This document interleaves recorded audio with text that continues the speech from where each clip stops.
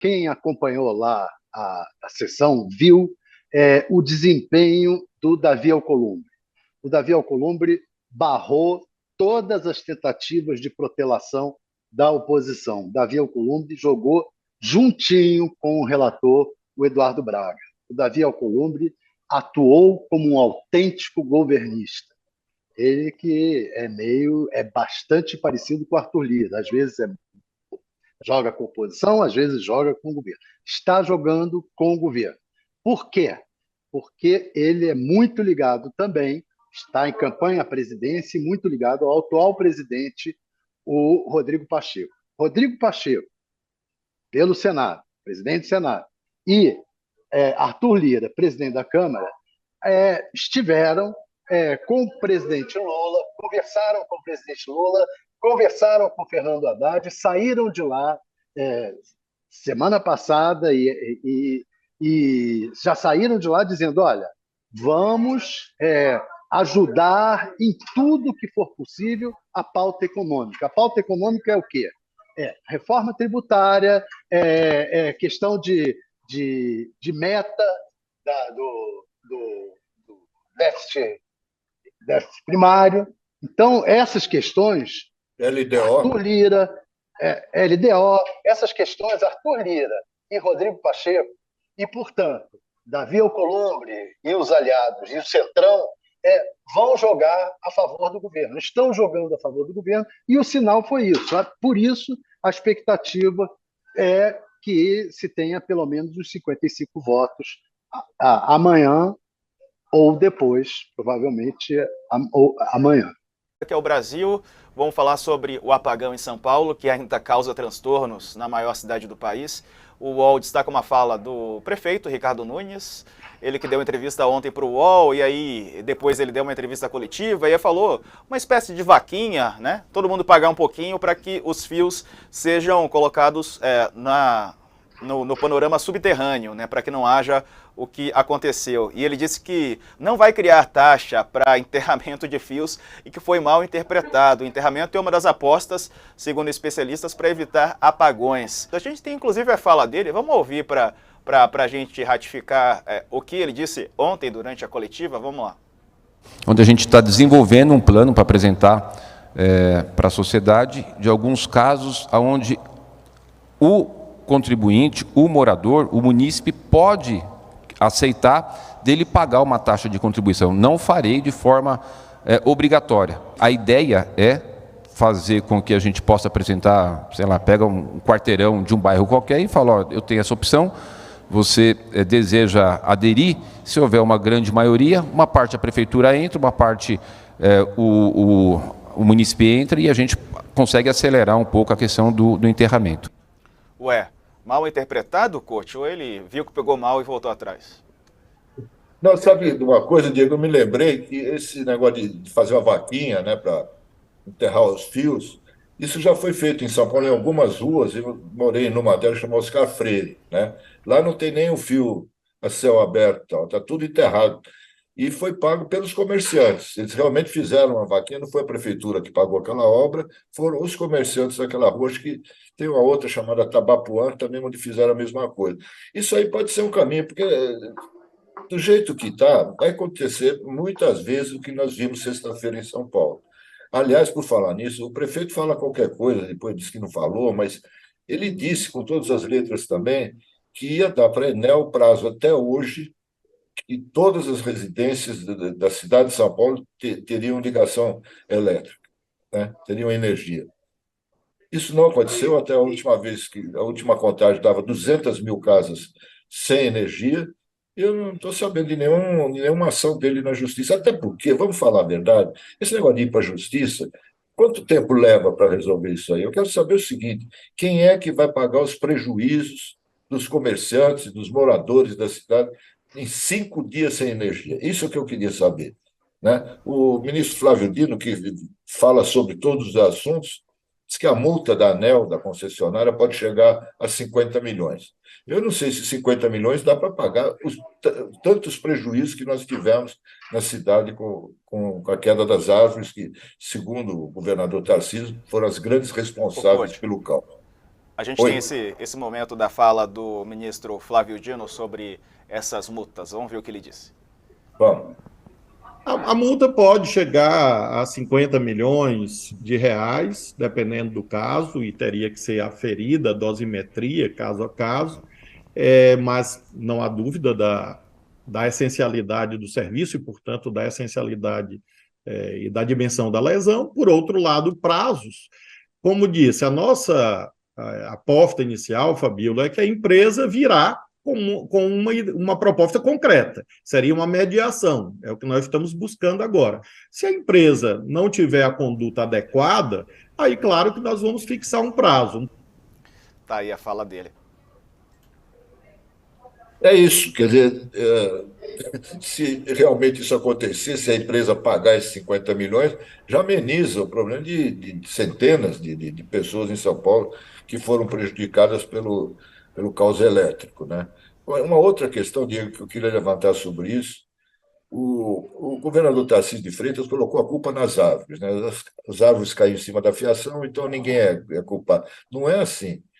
Quem é responsável pelas árvores da cidade de São Paulo?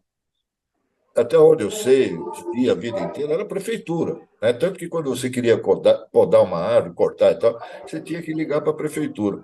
Agora fica um jogando para o outro, né? A Enel, a concessionária, diz que é responsabilidade da prefeitura e vice-versa.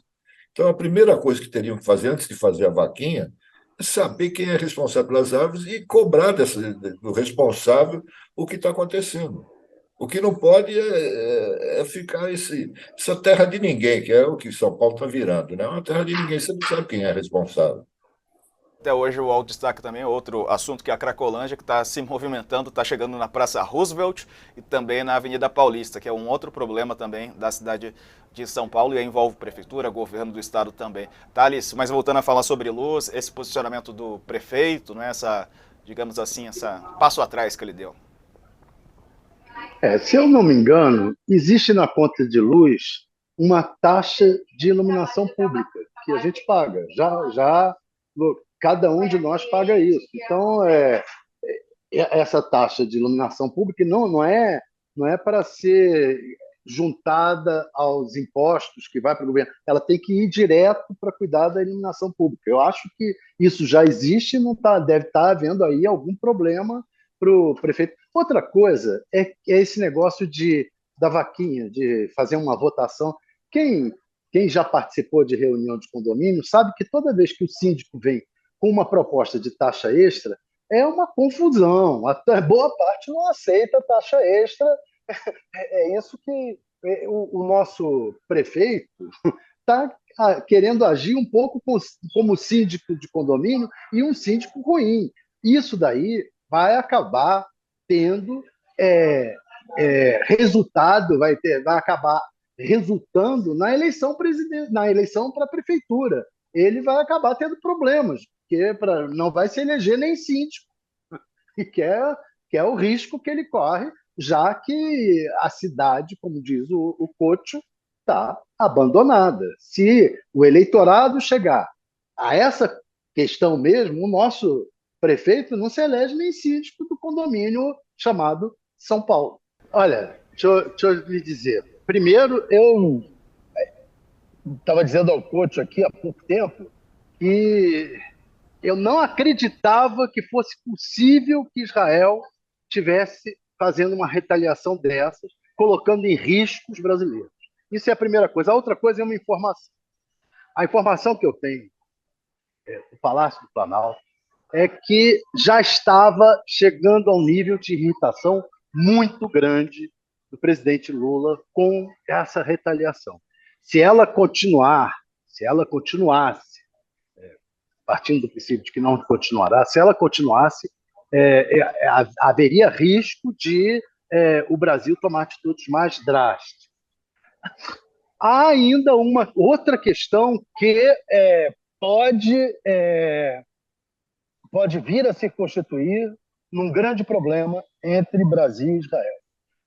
Israel está dando mostras, há setores da diplomacia preocupados que Israel esteja dando mostras de que, depois de sair, tirar todo mundo e exterminar o Hamas, como Netanyahu fala, eles queiram ficar em Gaza, se manter em Gaza. E se isso ocorrer, o Brasil vai se colocar contra. Veja bem, o Brasil foi um dos países que ajudou muito na criação do Estado de Israel. Foi importante a participação do Brasil. Oswaldo Aranha é reconhecido pela comunidade judaica como um representante do Brasil na ONU que foi fundamental para ajudar na criação do Estado de Israel. Se Netanyahu quiser manter a ocupação de Gaza depois dessa guerra, indefinidamente, o Brasil, o governo brasileiro, vai se colocar terminantemente contrário, havendo risco até de rompimento. Preciso. Isso é uma outra questão que está aí no ar, porque eles já estão tirando da parte norte de Gaza todo mundo. O Netanyahu já mandou sair da cidade de Gaza todos os palestinos, estão descendo todos para o sul e vão. A ideia deles parece, o que está parecendo, é tirar todo mundo. Aí é uma loucura, né? Tomar Gaza e ficar em Gaza. O Biden também já avisou que não considera uma boa atitude de Israel a ocupação definitiva de Gaza, se isso estiver passando pela cabeça do Netanyahu. Couto, e você, como é que vê tudo isso? Boa tarde, amigo. Olha, depois de muito tempo, boa tarde, Diego, boa tarde, professor Trevisan, meu colega Thales. Depois de muito tempo, nós temos a oportunidade de abrir o jornal com uma boa notícia, né? Não dá mais para aguentar tanta notícia ruim que tem no mundo, né? Está aqui no mundo. Essa é uma ótima notícia, mas ela não termina na volta dos brasileiros, né? Essa crise do Brasil com Israel está aberta, né? E aí tem várias possibilidades, que é inexplicável o que aconteceu. Sabe? Aí não é uma questão política, ideológica e tal, é uma questão humanitária. Sabe? Chegou a um limite que nenhum país pode aceitar o que Israel fez com o Brasil. Se isso ficar realmente comprovado pelos meios diplomáticos, caberá ao Brasil ou tirar o embaixador de Israel, de Tel Aviv, ou romper relações em último caso. Porque ele não pode admitir de jeito nenhum isso que aconteceu. Além do que o professor Trevisan falou, que da votação na Assembleia Geral da ONU, né, que foi uma lavada, e só poucos países, acho que 14 países, né, que o Trevisan falou, votaram contra.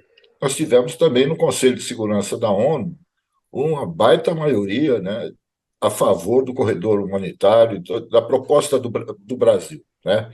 E só votaram contra a proposta Estados Unidos e Israel.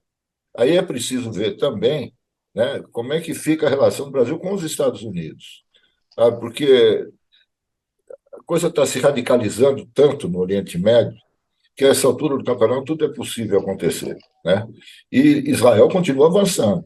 E até agora tem pleno apoio dos Estados Unidos, mesmo que o Biden dê conselhos para ir devagar e tal, não matar muita gente.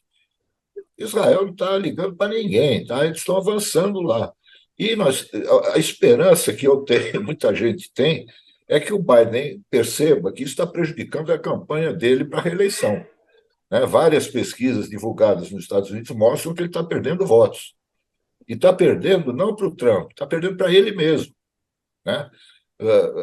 A ala mais progressista, mais à esquerda do Partido Democrata, não concorda com essa posição americana.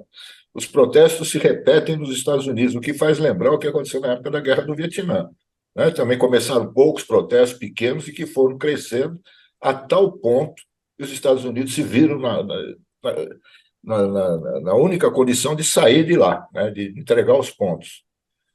Isso é o que pode permitir, né, que essa desumanidade, essa atrocidade que está acontecendo na faixa de Gaza tenha um fim e que seja breve, porque está morrendo muita gente, muita criança todos os dias em Gaza. É bem diferente, e também é diferente o regime de governo, né? Em Portugal é parlamentarismo, aqui é presidencialismo, né? Então é mais comum no parlamentarismo, quando acontecem essas denúncias graves de corrupção e tal, que o primeiro-ministro atingido peça demissão, renuncie. Isso é comum no parlamentarismo. Aqui não. Aqui o sujeito é denunciado, como está acontecendo com o ex-presidente Jair Bolsonaro, quase toda semana mais uma denúncia, mais uma denúncia, mais uma denúncia.